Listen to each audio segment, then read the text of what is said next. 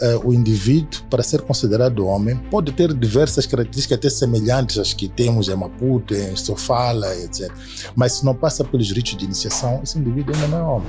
E ele é socializado para poder, em qualquer espaço de pertença que estiver, demonstrar isso, que ele tem este poder, ele é que manda. Sim.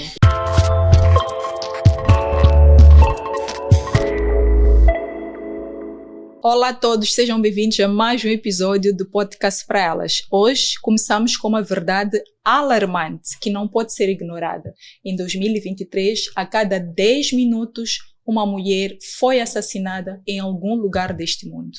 Este dado não pode ser ignorado e por isso estamos aqui hoje em parceria com o Nu Mulher Moçambique para discutir um tema urgente e necessário: o papel das masculinidades positivas no combate ao feminicídio, tudo isto integrado dentro das ações dos 16 dias do ativismo contra a violência baseada no gênero. Este ano, o tema global é rumo aos 30 anos de declaração e plataforma de ação de Beijing, Unite, para acabar com a violência contra as mulheres e meninas. Já a nível nacional, em Moçambique, a mensagem é unidos pelo fim da violência contra as mulheres, rumo aos 30 anos da Declaração de Beijing. Neste episódio, convidamos você a fazer uma reflexão e desconstruir as bases sobre a masculinidade tóxica. E para esta conversa eu trago dois convidados. Tenho o Gilberto Halilal, que é o presidente e fundador da Associação para o Desenvolvimento de Capacidades sobre o Gênero, e também tenho a Dalila Makwakwa, que é feminista, ativista social dos direitos humanos, com enfoque para os direitos humanos da mulher e crianças. Dalila e Gilberto, sejam muito bem-vindos ao Podcast para Elas. Estamos aqui hoje no âmbito dos 16 dias de ativismo e a primeira questão que eu gostava de colocar para a nossa reflexão é: o que é isso da violência baseada em gênero? Em que é que ela consiste? Quando nós falamos de violência baseada no gênero, o que queremos dizer mesmo? E quais são as suas características? Era importante as pessoas perceberem de fundo. Obrigada, Alima, pelo convite. Obrigada por permitir nós estarmos aqui a refletir sobre um tema que devia ser o nosso cotidiano e não só a nível da campanha dos 16 dias de ativismo. Bom, quando nós falamos da violência baseada no gênero, é aquela que ocorre entre homens e mulheres, mas ao mesmo tempo tendo esta questão de poder. São relações de poder socialmente construídas, onde muitas das vezes colocam esta figura masculina sobre a figura feminina. Tem essa questão de hierarquia, poder que se dá à figura do sexo masculino perante a figura do sexo feminino. Mas também podemos encontrar entre figuras do mesmo sexo. Mas quando temos esta questão de poder, de mostrar essa questão de força, de controle, de opressão, estamos perante a violência baseada no gênero. E esta ocorre em todos os espaços de pertença, mas em particular a nível do espaço doméstico, porque são relações, é a violência que muitas das vezes é praticada por pessoas da mesma família ou parceiros íntimos, pessoas que têm relações umas com as outras, mas isso não quer dizer que também a nível do espaço público não pode ocorrer entre essas pessoas. Mas quando temos esta questão de poder, estamos perante sim a violência baseada no gênero, olhando muitas das vezes para o sexo feminino. Ok. Gilberto, e as características dessa violência baseada no gênero? Bom, as características, na verdade, até já começou um pouco a Dalila, que o primeiro é a questão do poder, não é? É que tem alguém, estou diante de alguém, com o qual tenho poder sobre, não é? Sobre ela. E isso não só ocorre, por exemplo, como disse a Dalila, entre pessoas de sexo oposto, mas mesmo com pessoas do mesmo sexo. Então, a questão, quando olhamos para a violência baseada no gênero, olhamos para uma violência também que olha para a relação entre homens e homens, mulheres, homens, mulheres, não é? Então, e ainda aqui temos uma outra questão até que tem que ver com a identidade de gênero, não é? Porque a pessoa pode sofrer uma violência porque faz parte, por exemplo, é lésbica ou é gay, portanto, sai deste campo de olhar para gênero de forma binária, não é? Então, todos esses aspectos concorrem. Aliás, vimos nos nossos quintais até quando temos os nossos guardas, as nossas secretárias, não é? Que temos poder sobre elas, e insultamos, ou então tanto proferimos palavras que são desagradáveis, que não deixa a pessoa de alguma forma confortável com ela. Portanto, esta violência pode ser física, pode ser psicológica, pode ser econômica, pode ser também patrimonial. Enfim, ela apresenta-se de várias formas. Mas no fim de tudo isto é que eu olho para a violência baseada no gênero ou qualquer tipo de violência como um veneno, não é? É um veneno que mata no final, não é? É um veneno que cria danos às vezes irreversíveis, não é? Seja a nível psicológico, a nível físico, enfim, nas pessoas. E quando entre um casal, quando um homem assassina a sua parceira, nós chamamos isso de feminicídio. E os dados que apresentam, ou que vêm no último relatório, são alarmantes, que a cada 10 minutos uma mulher é morta, é assassinada pelo seu parceiro ou alguém muito próximo a ela. Que fatores podem estar a contribuir para este fenômeno do feminicídio e para termos estes números tão elevados? Isto são dados a nível mundial, mas também aqui em Moçambique nós conseguimos ver que regularmente há casos a serem reportados de feminicídio. O que é que pode estar a acontecer? Quais são os fatores que podem estar por detrás deste mal? Não, pode. O principal fator foi o que Gilberto trouxe, tem a ver com a educação, e a educação na perspectiva patriarcal. E no modelo androcêntrico, que já diz que o homem é o todo-poderoso, tudo tem que estar na medida do homem. Tudo que é bom para o homem é bom para a mulher.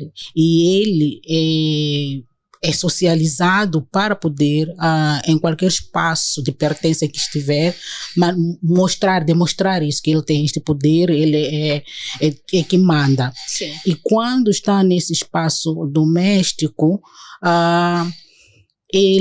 ninguém deve questionar esse poder. Seja a mãe, seja a esposa, seja a irmã. E quando este poder é questionado, tem esta componente da violência entre parceiros íntimos, porque ele é que tem o controle das 3 dimensões do corpo da mulher, que é a força de trabalho, que é a sexualidade, que é a reprodução. Então, se a mulher ou a namorada questiona, por exemplo, o porquê deste controle, ele usa da violência para poder repor aquilo que acha que é o certo. E muitas das vezes acaba violentando e assassinando a esta mulher. Mas também por causa desse sentido de pertença, porque também sentimos que há mulheres que já saíram daquela relação e mesmo assim o ex-parceiro vai atrás e mata. Primeiro violenta, por todos os tipos de violência de gênero que o Gilberto alencou, mas no fim mata, porque se não és minha, não será de mais ninguém. Pois. Então, tem a ver com esta educação patriarcal, essa educação machista, misógina, de controle que os homens foram socializados a perceberem as pessoas do sexo feminino, seja a parente direto ou a pessoa que depois vem para se juntar, como pertenças. E se não és minha, não serás de mais ninguém. Pois. E de facto aqui isto nos leva ao campo das masculinidades, não é? A ideia do que é ser homem, não é? E veja que trago masculinidades no plural, Sim. não é? Porque não existe uma única masculinidade, mesmo em Moçambique, que é um país multicultural. Portanto, sendo este mosaico cultural, podemos encontrar várias masculinidades, não é? neste país. As masculinidades, elas referem-se a características socialmente construídas, portanto, ou então as expectativas que a sociedade tem em relação a indivíduos de sexo masculino, não é? Dizia Simone de Beauvoir, a filósofa francesa, que ninguém nasce mulher, torna-se mulher. No entanto, depois foi secundada pela Elisabeth Benditer, que também é filósofa francesa, diz: não se nasce homem, mas torna-se homem. O que significa que há todo um conjunto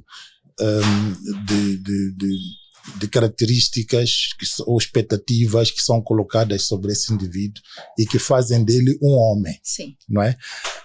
Se formos a ver, por exemplo, por que trago esta dimensão de masculinidades no plural? É que se vamos a Nampula, o indivíduo, para ser considerado homem, pode ter diversas características até semelhantes às que temos em Maputo, em Sofala, etc. Mas se não passa pelos ritos de iniciação, esse indivíduo ainda não é homem. Mesmo que tenha 90 anos, não é? Esse indivíduo não é homem. Portanto, é ainda menos respeitado em comparação a um menino de 14 anos que passou pelos ritos de iniciação. Este sim é que é considerado homem. Mas se vamos, por exemplo, para Chokwe não tem ritos de iniciação, mas uma das expectativas da população lá em relação das comunidades, lá em relação ao homem, é que ele consiga atravessar arame farpado de forma ilegal para a África do Sul, por exemplo. Então, já temos um homem.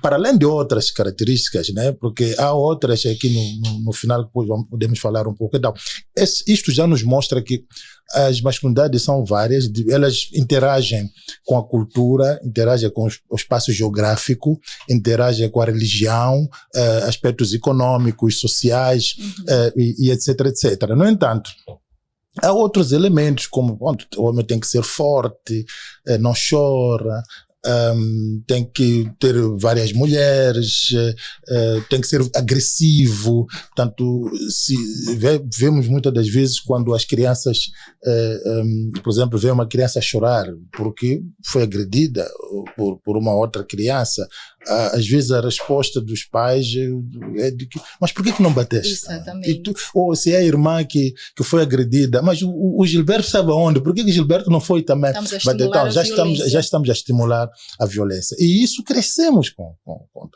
E se formos, há aqui a questão de poder que foi muito trazido pela Dalila, é que esse poder é concentrado de facto no homem. O homem nasce já é um rei, tanto torna-se um rei.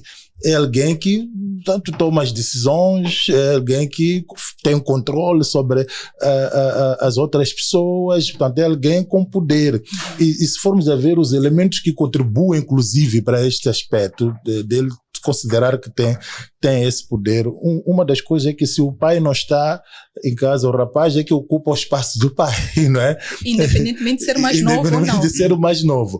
Por outro lado, é um pouco também para começarmos a refletir algumas coisas, como os brinquedos que nós oferecemos, né, às crianças. Aqueles brinquedos para mim servem de guiões, né? São os guiões que indicam como é que você deve, a sua forma de ser e de estar na sociedade. Portanto, se você fornece um carinho ao seu menino, se você fornece uma bola ao seu menino, fornece uma arma ao seu menino, tudo isso é símbolo de poder. Não é? A arma é um símbolo de poder, sem dúvida. A bola, sim, porque inclusive até dá-lhe liberdade. Não é? Aquela liberdade que ele tem, acorda de manhã, vai jogar a bola, ninguém se preocupa com ele, sente fome, regressa a casa, come e desaparece de novo, ninguém se preocupa com ele. E isso leva até ao lar. Não é?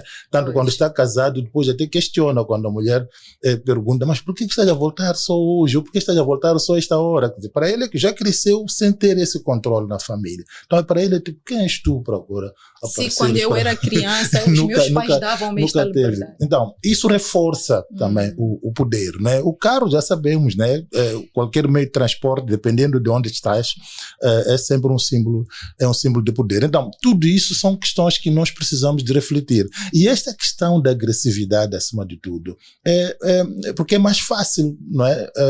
Quando sabes que estás perante alguém que não tem o mesmo poder que tu, não é? Ou que tu achas, na verdade, porque é isso, no fundo, é que achas que essa pessoa tem menos poder que tu exerces esta violência ou essa agressividade para as tuas conveniências, para as tuas questões do seu interesse, não do interesse do geral ou do interesse comum. Agora, nesta questão das masculinidades, existem naturalmente as masculinidades tóxicas, fala-se muito das masculinidades tóxicas. Tóxicas por quê? Porque se você agride uma outra, isso é tóxico, não é? Se você fica tipo alguém que está sempre a controlar, por exemplo, a sua parceira, você deixa a sua parceira de forma desconfortável, isso é tóxico. O fato de que por exemplo, uma das coisas que se espera de nós homens é que se temos o salário, nunca podemos revelar todo o salário das nossas parceiras. É tóxico, porque depois tem impactos negativos na família, enfim. E há outras tantas. No entanto, depois quando falamos de masculinidades positivas, portanto, ser respeitoso, faz parte das masculinidades positivas, ser protetor da família, porque nem tudo, a ideia de ser homem, nem tudo, claro que é tóxico, há questões positivas. Agora, o que fica claro aqui é que tudo que é tóxico pode ser transformado para positivo. Portanto, quem é agressivo pode deixar de ser agressivo. A ideia de ficar com cara feia em casa pode manter uma cara bonita e isso cria maior harmonia, paz e tudo dentro da família. A cara feia para impor, né, a masculinidade. Exato. Agora, ligando de fato a feminicídio, é por aí, não é? É que no fim está-se a olhar para uma mulher como um objeto, não é? Está-se a olhar para uma mulher como alguém que não é um ser igual a mim. Eu posso fazer e desfazer. E depois não existe como sociedade, não temos outros segmentos que, por exemplo, condenam estes atos. Não temos pessoas que sempre reforçam, não é? E a mulher acaba vivendo numa prisão em que não tem nenhum apoio, nem que seja a nível da família, a nível da comunidade, e muitas das vezes só despertamos quando já ocorre, de facto, este feminicídio, infelizmente. Tudo isto que o Gilberto está a dizer, Dalila, nós como mães também desempenhamos um papel muito importante quando estamos a educar os rapazes, não é? Como é que a gente faz esta gestão destes assuntos todos que estão ligados à cultura, à religião, dentro deste contexto, para trazermos esta masculinidade positiva e mostrar aos nossos filhos, aos nossos familiares, à nossa comunidade, que é a melhor opção, né, para aquilo que é o desenvolvimento de um lar de paz e sem violência. Bom, isto é um processo, e mesmo para nós que somos ativistas, não foi de hoje para amanhã acordarmos com esta ideologia de nos olharmos e pensar sobre o outro com igualdade e respeito. Fomos educadas de uma forma diferente. Fomos educadas, né? Sim, fomos educadas do mesmo jeito que o Gilberto estava a descrever. No entanto, tivemos a oportunidade de passar por essa desconstrução e construir novas abordagens na perspectiva de direitos humanos e até de questionar o que é cultura, o que é tradição e o que é maior entre cultura e tradição, porque verificamos muitas vezes quando a gente faz questionamento, as pessoas dizem, o que é maior é a tradição, porque a gente chegou, encontrou e vamos viver, vamos passar, a tradição está lá. No entanto, a cultura já vem mostrar que não, ela é dinâmica, ela é aquela que aglutina, aquela que respeita. A cultura são direitos humanos. Então, se eu tenho direitos, sou uma cidadã ou um cidadão que emana de direitos, quer dizer que o meu colega, o meu marido, o meu irmão também emana dos mesmos direitos humanos. Então, já pensando desse jeito, mostra que é importante repensar até em cada espaço, em cada momento, em cada fala, como é que eu vou me posicionar, inclusive como é que eu irei me educar primeiro, porque não é fácil, mas também como é que eu irei educar as gerações que vêm, as gerações vindouras. Por exemplo, eu tenho uma neta, Sua avó. Olha, parabéns.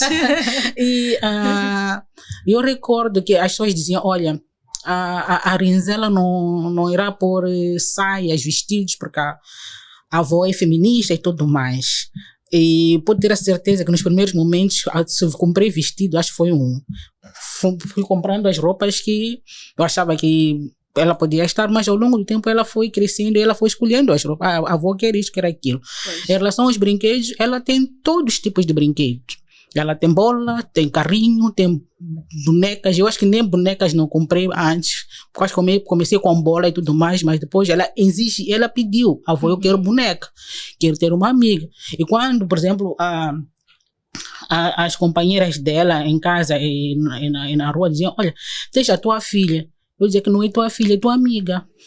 Porque filha é quando ela vai crescer e casar e depois vai fazer a gestação. Naquele momento, ela está a aprender a lidar com todo o meio que ela está socializada. E muitas das vezes a socialização mostra que as meninas têm que estar sempre, sim, educadas para o espaço doméstico, sim, olhando para este aparato todo que nós construímos, e os rapazes para o espaço público. É porque se atribui todos aqueles elementos, aqueles todos simbolismos, aquelas falas todas, para garantir com que ela esteja lá. E como ativista e como líder da organização, saindo do meu espaço doméstico, que é casa, quando faço o meu trabalho, por exemplo, nós como Acha pensamos num futebol misto, um futebol de igualdade. Esse futebol iniciou em 2017, 2018, quando estávamos a implementar uma publicidade segura. Sim. E foi continuando. E hoje, por exemplo, a nível de Corane, um custo administrativo de Nampula, a nível de Gaza, joga-se o futebol misto, onde temos equipas mistas, meninas e meninos compondo uma equipa, meninas e meninos compondo outra equipe e jogando um futebol igualitário, um futebol de respeito, um futebol de consentimento, um futebol de cuidado.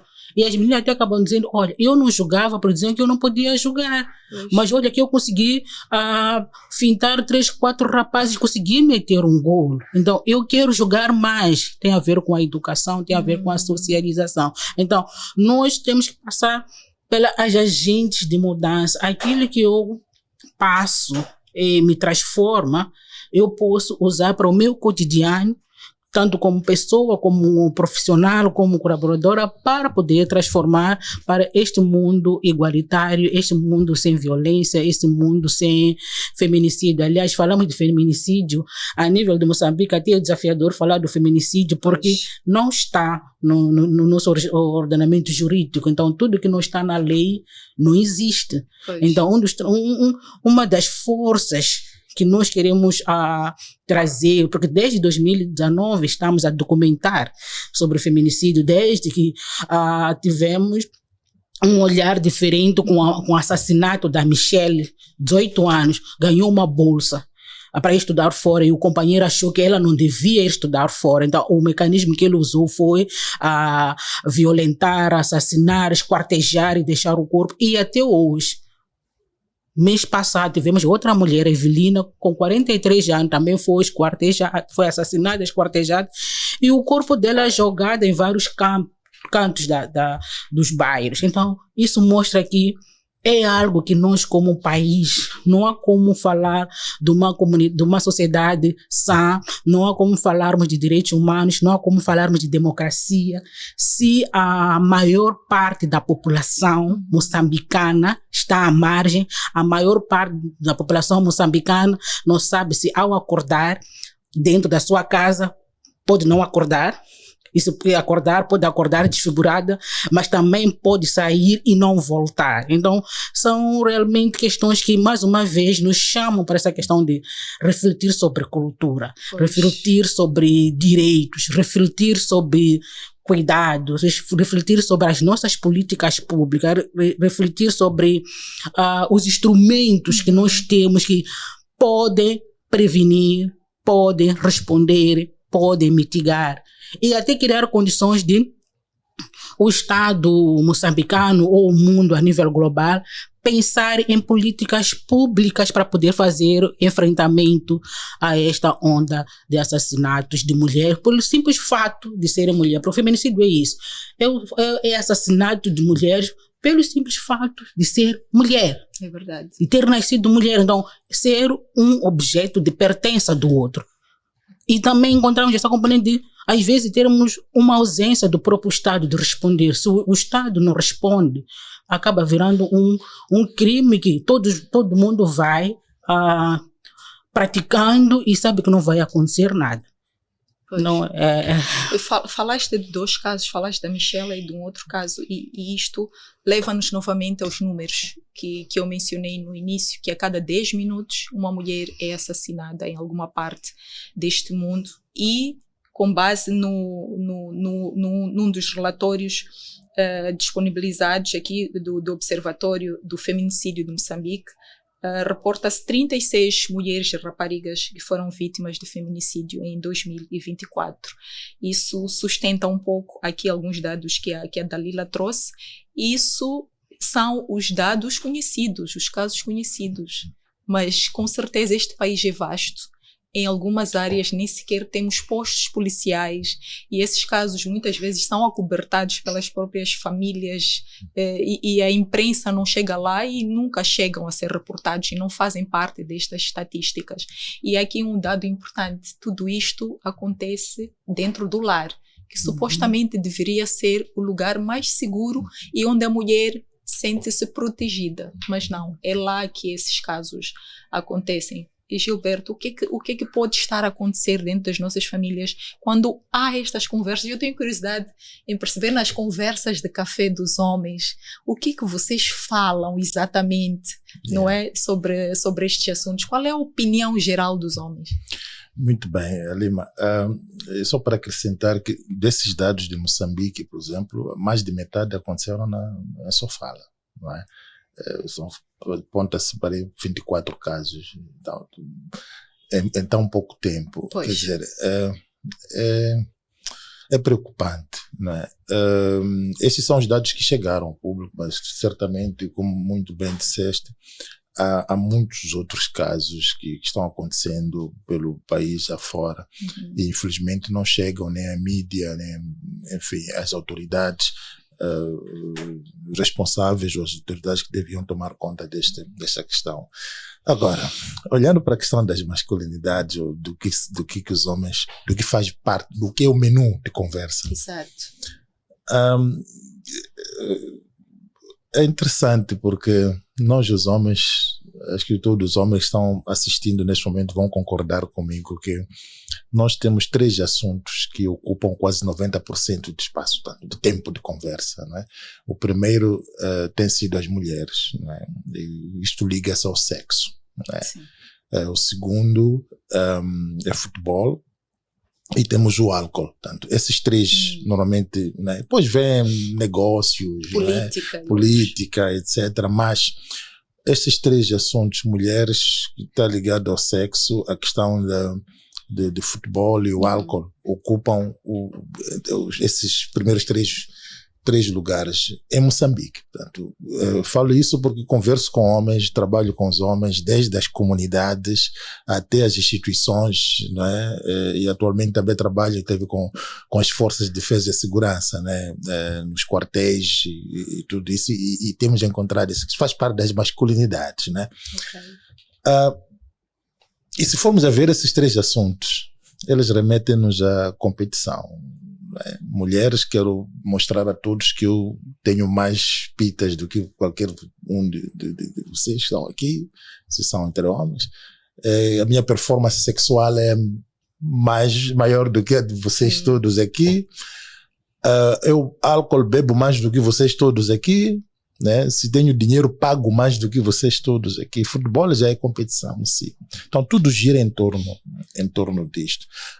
Mas há questões cruciais da nossa vida que infelizmente não fazem parte, não é, do menu de conversa, que deviam fazer. Uma delas até tem que ver com mesmo as questões de saúde. Sabes que, segundo a Men's Global Health, das 10 principais causas de morte no mundo, nós os homens lideramos em 9, né? E temos em primeiro lugar o suicídio. Se for a ver que os homens suicidam-se mais em comparação com as mulheres. Temos depois a AVC, os homens contraem mais AVC em comparação com as mulheres. Temos a questão das drogas, o alcoolismo e acidentes de viação, que também é um problema de saúde pública e etc, etc. Então, temos muitos assuntos que deviam ser a nossa grande preocupação, pelo menos no que diz respeito às masculinidades, pelo menos no que diz respeito ao que é ser homem, não é?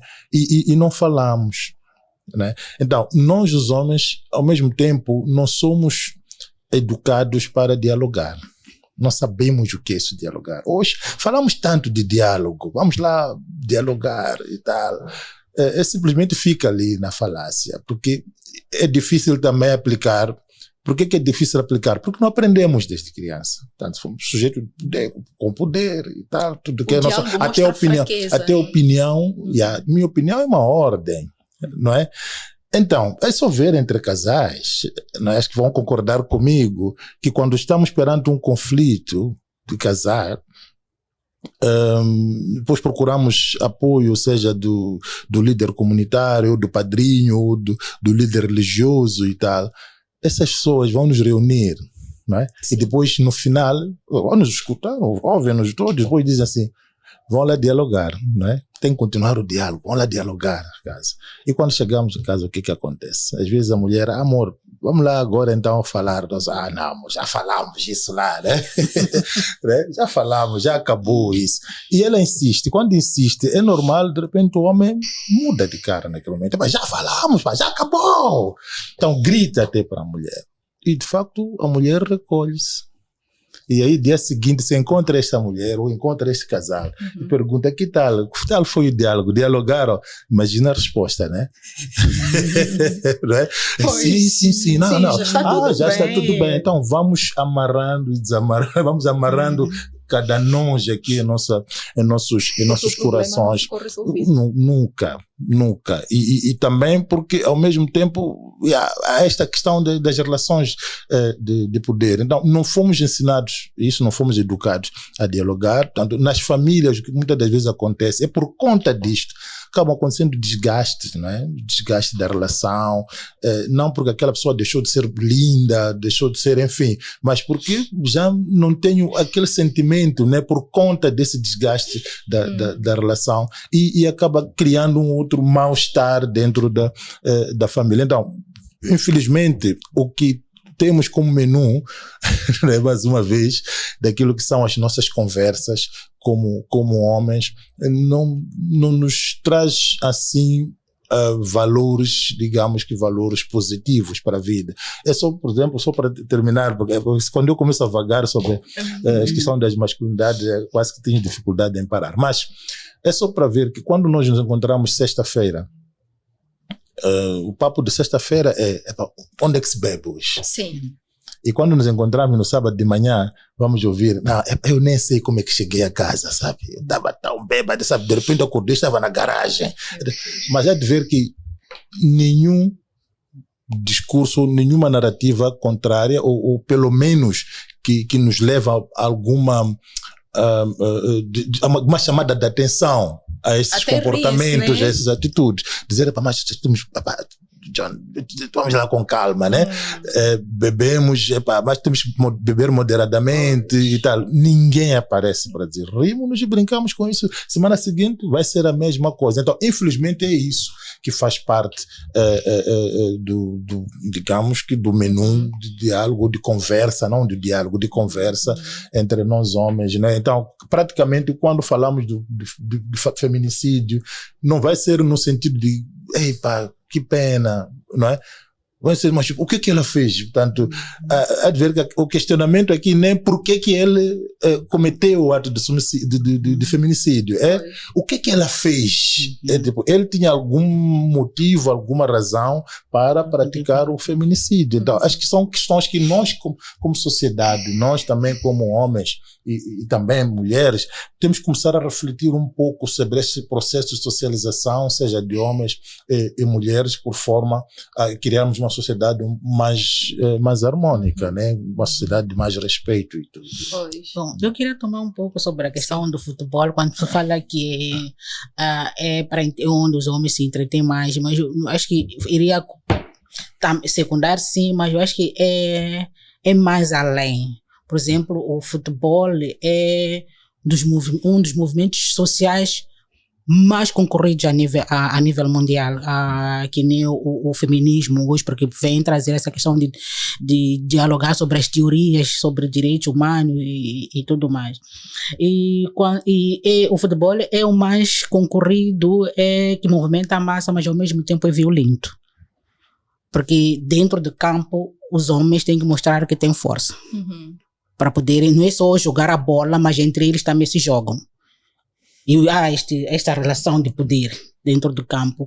E quando sai dentro do campo, é só verificar que as maiores estrelas do futebol, mais tarde, são indiciados de violência sexual, de estupro. Porque aquele poder que eles mostram naquele espaço que é o estádio ou o campo, depois sai para fora para aquelas festas onde são regadas de álcool e tantas outras coisas, eles olham para as mulheres que estão lá como objetos e vão abusando. Não sei se já fizemos algum estudo sobre isso, Gilberto, mas acho que há uma necessidade. E, por exemplo, nós quando trouxemos o futebol misto e igualitário era para desconstruir esta relação não só de luta entre eles no campo, mas mesmo fora, quando sai a questão do respeito, a questão do consentimento em relação às mulheres que vão também porque gostam daquela modalidade. E olhando ainda para a questão dos dados, que é o maior desafio, não só para a questão do feminicídio, mas para a questão da violência baseada no gênero em geral, ainda é um desafio porque a questão da socialização, a questão da educação, ela transcende em todos os espaços de pertença. Do jeito que eu fui socializada na minha casa, no meu espaço doméstico, quando saio para o espaço público, aquilo que eu fui ensinada, o que é ser mulher, eu carrego. Não importa se eu tenho a Constituição da República, não importa se tem a Lei 29/2009 para me orientar, para poder responder ou julgar o próprio Código Penal para julgar. Eu vou usar aquilo que eu fui socializado, de como é que a mulher deve ser e estar. É por isso que se diz que nós educamos os nossos filhos para o mundo, não para nós. Somos nós que colocamos essas pessoas. Sim, mas esta educação já é dentro das normas sociais. Exato. É dentro da cultura, é dentro da tradição. Mas não aquela cultura que nos desperta, que nos reconhece como sujeitas de direitos, homens e mulheres, mas sim aquela que diz que você é que manda, você é que decide. Não é por acaso que temos esses questionamentos: o que ela fez, o que você fez? Seu marido te bateu? Volta, vai resolver em casa. Ou até a minha mãe que liga, diz: olha, sempre foi assim, você acha que eu vivi esse tempo todo com seu pai, era um mar de rosa? Não, porque eu vivia assim. Então, quando eu saio, não importa em que setor eu estou, eu vou julgar e tratar desse jeito. Então, nesse processo, há casos que me chegam como profissional que eu não registro. Para mim não é violência. Foi uma reposição da ordem. Ela falhou, então acho que precisava de alguma coisa para ela poder voltar a situar-se no papel dela, no lugar dela. Acho que ela esqueceu qual era o lugar dela. Não importa do jeito que ela está desfigurada, não importa a dor que ela está sentindo, seja externa ou interna, mas eles vão resolver em casa. Enquanto vai a polícia, aliás, a UML, a situação já é outra, porque eu já até disse que os dados que você encontra, por exemplo, na saúde, são diferentes dos dados que encontras na polícia. Ok. Sim. Então, por causa de como é que, por exemplo, o IML tem que trabalhar todo aquele processo, aquele levantamento, aqueles exames todos. Agora, do outro lado, se é interno, nem há necessidade nenhuma, vão lá resolver em casa. Então, eu acho que, mais uma vez, para refletirmos e começarmos a trazer estratégias de enfrentamento à violência baseada no gênero e também ao feminicídio. Primeiro é isso, esse espaço que nós estamos a criar, começamos a dialogar sobre isso, começamos a visibilizar os dados sobre isso. Quando fazíamos o vídeo documentário sobre as histórias das sobreviventes, serem as sobreviventes, por exemplo, a contar as histórias das vítimas do feminicídio, nós fomos entrevistar famílias que nem estavam na nossa base de dados. Tivemos acesso através dos secretários do bairro, porque os estão na base de dados da Antavassi e hoje do Levante Nacional contra a Violência Baseada no Gênero e Feminicídio, são aqueles que nós captamos através das mídias, através das redes sociais, através de familiares, mas há dados que nos escapam, quando diz que mesmo os dados que nós temos agora em Moçambique ainda é uma ponte de iceberg. Há muita gente a morrer, há muitas mulheres a morrer, há muitas meninas a morrer e que elas não estão sendo visibilizadas. E em risco também de morrer, né? A morrer e em risco de morrer. E em risco de morrer. Então, enquanto nós não, agora, criando esse espaço nesta campanha dos 16 dias para refletirmos sobre isso e trazer ao de cima a necessidade de se rever o que nós temos no Código Penal, que traz, costuma-se dizer, mas já está tratado lá como homicídio. Homicídio é algo passional. Eu não queria matar, mas acabei matando. Agora, uma pessoa que eu penso, planejo, mato, depois esquartejo, escondo o corpo, ou às vezes vou deixar o corpo, por exemplo, numa lixeira, no sentido de fugir daquela responsabilidade, não pode ser chamado de um homicídio normal. Então, são questões mesmo de reflexão e tudo mais. Mas também trazer essa questão de criar espaço de educação dos rapazes, dos homens, de refletir nesta componente de respeito, de consentimento, de perceberem que eles foram socializados de uma forma, mas eles podem se tornar cidadãos ativos, cidadãos com respeito e tudo mais. Mas também há uma necessidade de nós trabalharmos a questão das normas sociais. Nós continuamos a dizer que é nossa cultura. Nós romantizamos, não digo que todas as normas sociais, todas as normas culturais são nocivas, mas vamos lá nos desafiar a trabalhar sobre aquelas que são nocivas. Pois, aquelas que ferem aquilo que são os direitos humanos. Exatamente, porque nenhuma norma, nenhuma cultura está acima dos direitos humanos das pessoas. Pois. E quando falamos de pessoas, estamos a falar de homens e mulheres. Estamos a falar de pessoas de sexo feminino e masculino. Estamos a falar de pessoas que se identificam como homens, nasceram com um sexo, mas depois se identificaram com outro. Precisamos respeitar e não julgar, e nós julgamos muito, e nesse julgamento usamos a violência.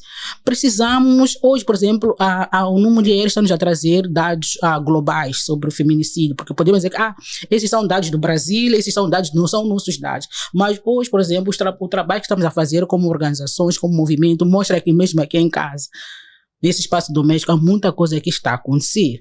Então, fazer essa advocacia global, até aprender dos outros países, a nível regional, a nível global, o que estão a fazer para enfrentamento, até para trazer, não existe uma lei para envolvimento de todo o segmento da sociedade para fazer esse enfrentamento. Como é que nós podemos aprender com os outros? Como é que podemos aprender com os homens? A dizer que o homem chora mesmo. Agora deixa eu dizer que o homem não chora nem por dor, nem por nada. Chora, porque o homem é humano, é pessoa. Como é que essa pessoa não sente? Vocês deviam olhar para mim e me verem nessa situação, que eu sou um chorão, né? E quem olha para ti, eu não, aqui eu todo composto. Não, eu quero saúde, quero vida, né? Sim, então, e também trazer essa questão de nós temos que, é claro que, por exemplo, nós passamos por várias instituições de formação, nós somos PhD, nós somos doutores, mas é importante termos essa componente de trazer a questão da liderança transformativa de gênero, de direitos humanos, o feminismo em si, as teorias feministas, essas não matam. Há este preconceito. Há um preconceito muito grande e as pessoas ficam muito assustadas com este nome, mas esta é uma outra discussão. Então, começarmos a formar o judiciário, formar a saúde, formar quase todas as redes de suporte nesta liderança transformativa de gênero, nessa perspectiva de gênero, para quando chegar uma sobrevivente antes de se tornar uma vítima, essa pessoa tenha todo o apoio que ela necessita para não voltar de novo para aquele espaço, porque a violência deixa marcas e não vê-las deixa feminicídio. Exatamente, e o relatório fala sobre isso, aquilo que nós chamamos de sinais, né? O relatório fala que muitos dos feminicídios eventualmente poderiam ser prevenidos, porque já havia indícios, porque o feminicídio não acontece de um dia para o outro, muitas vezes a violência vai evoluindo, há um sinal aqui, há outro sinal aí. Então, eu gostava de ouvir que estratégias podem ser implementadas para que estes casos de violência que vão acontecendo serem denunciadas e as mulheres sentirem-se incentivadas a denunciar, porque muitas vezes o que acontece é que elas vão denunciar e chegam lá, encontram um senhor que diz, não, este é um problema de casal, acontece, volta, vai resolver com o teu marido, acabam minimizando a situação. Como é que estas mulheres podem se sentir incentivadas e até protegidas nestes locais? Como é que nós podemos fazer isso, Gilberto? É a educação, não é? Acima de tudo é a educação. E uma educação robusta, uma educação inclusiva, onde todos nós vamos buscar este conhecimento e buscamos o mesmo entendimento do problema. O que acontece é que está a acontecer isto do agente que vai receber a sobrevivente, vai tratando dela em função também daquilo que é o seu entendimento do assunto. Então, significa que nós não temos o mesmo entendimento do problema. Portanto, na nossa sociedade nós olhamos para aquilo que chamamos de modelo sociológico, né? Olhamos para aqueles 5 segmentos, onde temos o indivíduo, a família, a comunidade, as instituições sociais e o próprio Estado, no fim, que é uma questão mais das políticas públicas e tudo. Enquanto não criarmos o mesmo entendimento do problema da violência a nível de todos estes segmentos, nós estaremos a resolver o problema. Porque isto por mais que aqui estamos a falar, não é? Há pessoas que vão perceber, até vão ficar sensibilizadas e tudo. Mas se chega a família não tem o mesmo entendimento do problema, tudo vai água abaixo, porque a família não dá o apoio necessário, não sabe o que é. Se chega, busca o serviço do Estado, né, seja a polícia, o tribunal, etc., que também não tem o mesmo entendimento do problema, praticamente não estaremos a fazer nada. Então, o primeiro passo é isso, temos que criar o mesmo entendimento e percebermos que todos estamos perante um problema, e um problema grave, não é? Um problema grave. Gravíssimo. Eu acho que o maior desafio é perceber isso, é a gravidade da coisa. Há contas que nós não fazemos na violência, infelizmente, e acabamos sendo todos esses feminicídios e outros, nós todos somos, como sociedade, somos cúmplices. Somos por conta da tolerância que nós temos em relação a isto. Portanto, essa tolerância nos torna cúmplices disto, e nós estamos fora desta questão. Quando falo das contas, há contas simples como estas.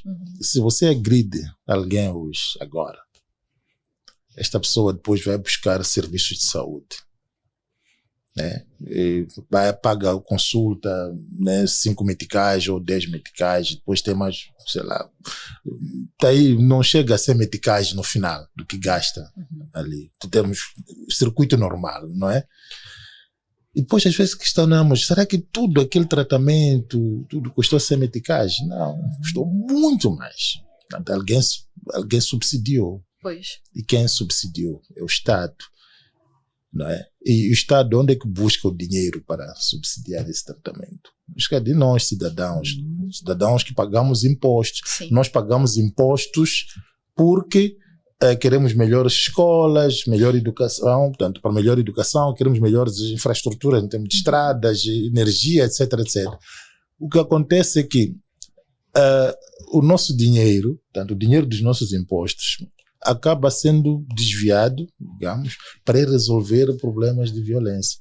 E aí, ao mesmo tempo, estamos a reclamar que não se constrói estrada, não se constrói ponte, porque nós não temos água aqui. Mas como é que vai se construir estradas? Porque são quantas sobreviventes de violências que nós temos? São quantas vítimas que nós temos no nosso país? Há muita gente. Então não importa se você está em Majune, você está em Machixe, você está em Manica, todos nós, portanto, pagamos impostos e, no entanto, nosso dinheiro de imposto, ele, como é no campo da redistribuição, ele também vai, tanto, ser usado para resolver problemas de violências causados por alguém. São aspectos que nós não pensamos.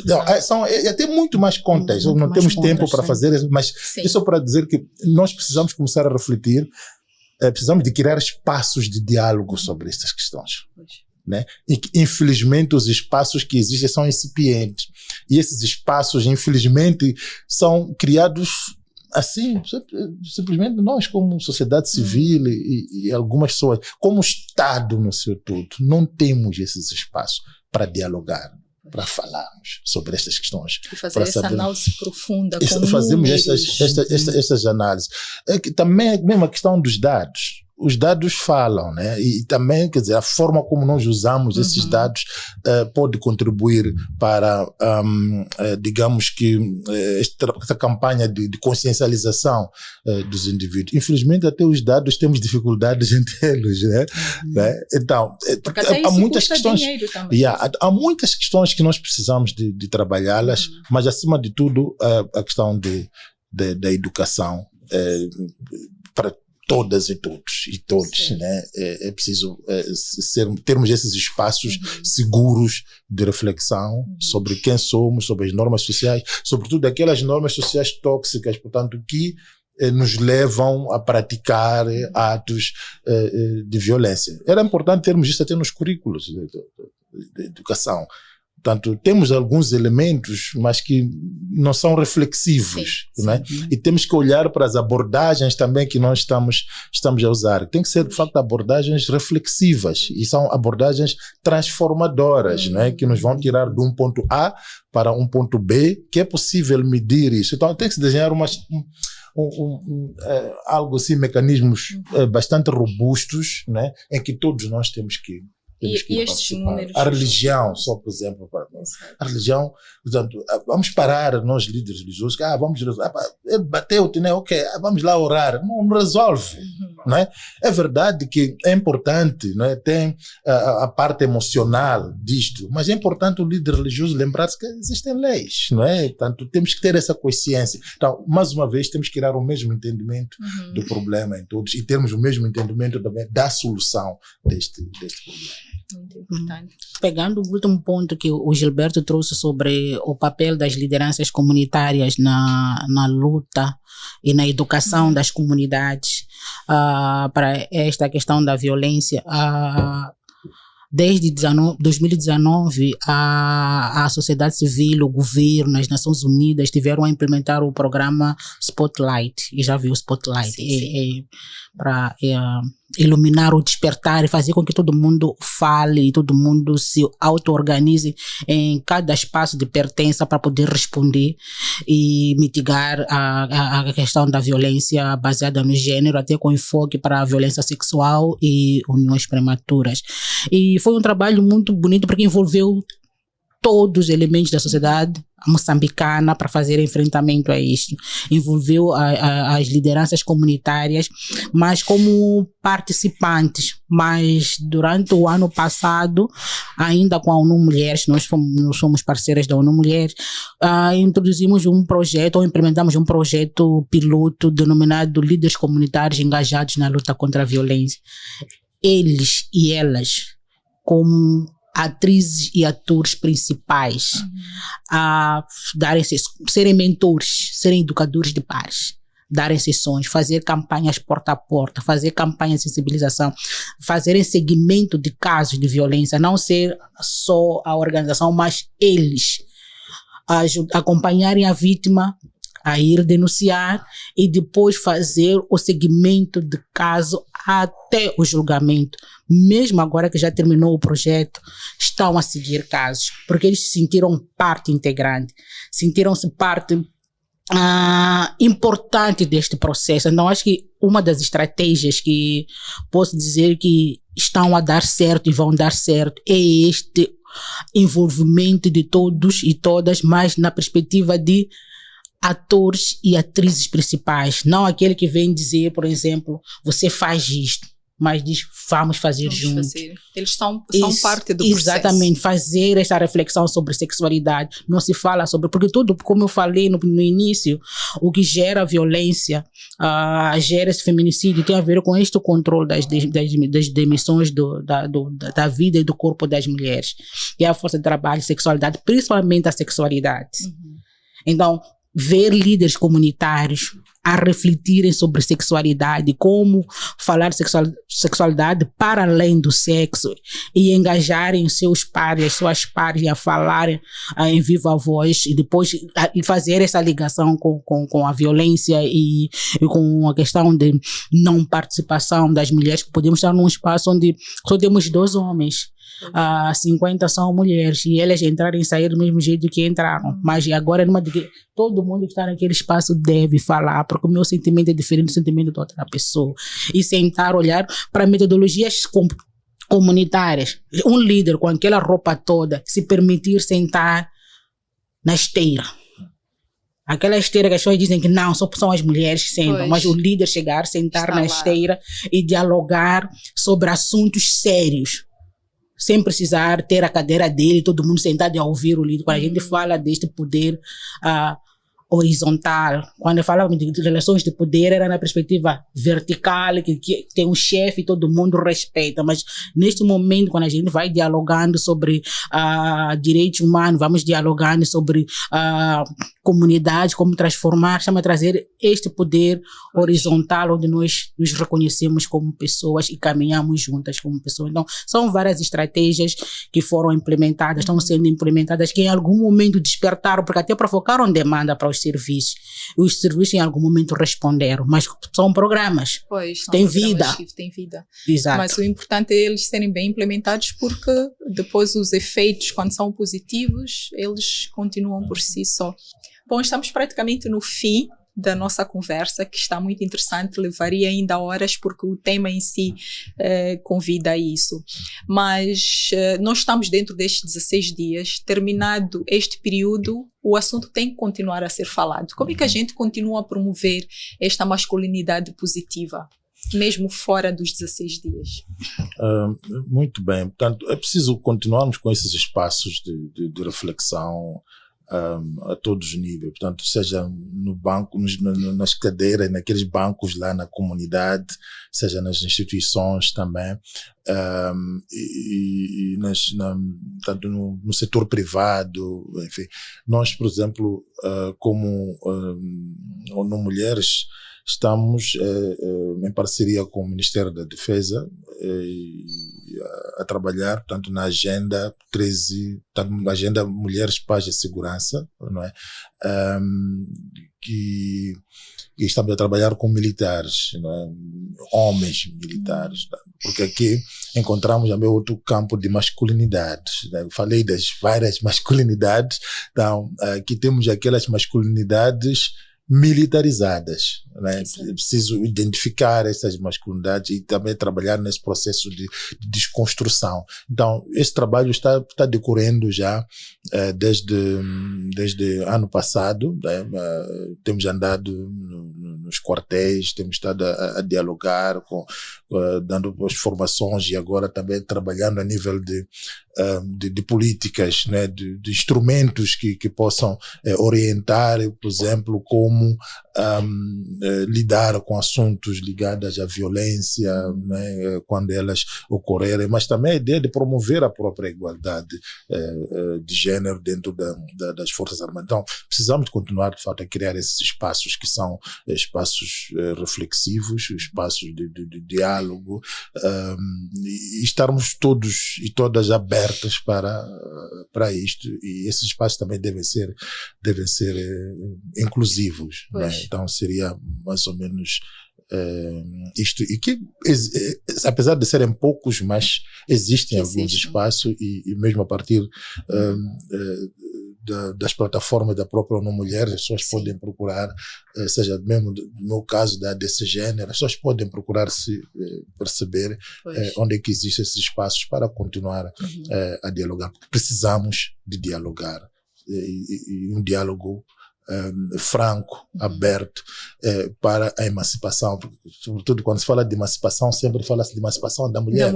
Então, o homem também precisa de ser emancipado. Então, a partir do momento que o homem ele pensa e age diferente em relação à violência, portanto, a prática da violência, este homem, quando reflete, percebe que não posso praticar violência, posso ser mais respeitoso com outra pessoa. Este homem está emancipado. Então, precisamos de homens emancipados também para acabarmos com este mal. Obrigado. Dalila, e essa emancipação tem que acontecer em várias áreas, em todos os lugares, não é? Concordo. Em todos os espaços de pertença, em particular do Estado. É importante que os homens que estão lá sejam educados para esta igualdade e para perceberem que são atores principais nessa transformação humana que nós estamos a falar em relação à luta contra a violência e o feminicídio. E trazendo esta fala, eu diria que não sairia daqui sem falar sobre o contexto que nós estamos a viver. Estamos a comemorar os 16 dias dentro de uma crise que não sabemos quando é que vai terminar. Só sabemos que esta crise está a matar. Está a matar uma população que às vezes não é visibilizada. As mulheres no espaço doméstico iguala-se a quando estávamos a viver no âmbito da pandemia, da Covid. Esta pandemia que estamos a viver também tem a ver com a Covid, porque as mulheres estão dentro do espaço, não podem sair, e não estando dentro do espaço, os homens sentindo pressão, sentindo esta luta toda, acabam descarregando toda a sua masculinidade, toda a sua frustração no corpo e na vida das mulheres. Então é importante que a gente também reflita, não só nesses 16 dias, como é que as mulheres, porque não podemos pensar que, ok, vamos resolver a situação do país, depois vamos resolver a situação das mulheres. As mulheres estão a morrer, as meninas estão sendo violadas. Não temos dados, sim, porque ainda não foram disponibilizados, mas se fizermos uma reflexão de setembro até agora, vamos perceber que muitas coisas estão acontecendo. Então, chamo também, apelo para que olhem para as mulheres, porque não há democracia sem as mulheres, não há democracia sem direitos humanos. Então, se queremos lutar pela democracia, temos que estar lado a lado. E estando naquele espaço, na rua, em qualquer espaço, nas manifestações, depois não viremos e violemos ou matemos as mulheres que estão conosco naquele espaço. É isso que eu gostaria de deixar. Muito obrigada a ambos. De facto, Dalila, estás certíssima. Há casos até de crianças violadas no meio desse contexto. É de facto muito, muito complexo e tem que se olhar com algum cuidado. Obrigada, Gilberto, pelas tuas contribuições neste episódio. Dalila, idem. Muito obrigada pelas tuas contribuições pela segunda vez no podcast para elas, e parabéns pelo trabalho que ambos têm estado a desenvolver nestes temas relacionados aos direitos da mulher e nesta luta contra a violência da mulher. E a todos vocês que nos acompanham, muito obrigada. Vocês podem obter o relatório sobre feminicídio no website da ONU Mulher, podem seguir todas as informações relacionadas aos 16 dias também nas redes sociais da ONU Mulher, que estão no Facebook, no Twitter. Diariamente são postadas e partilhadas informações relacionadas aos 16 dias e informações sobre o relatório também. Muito obrigada e até a próxima.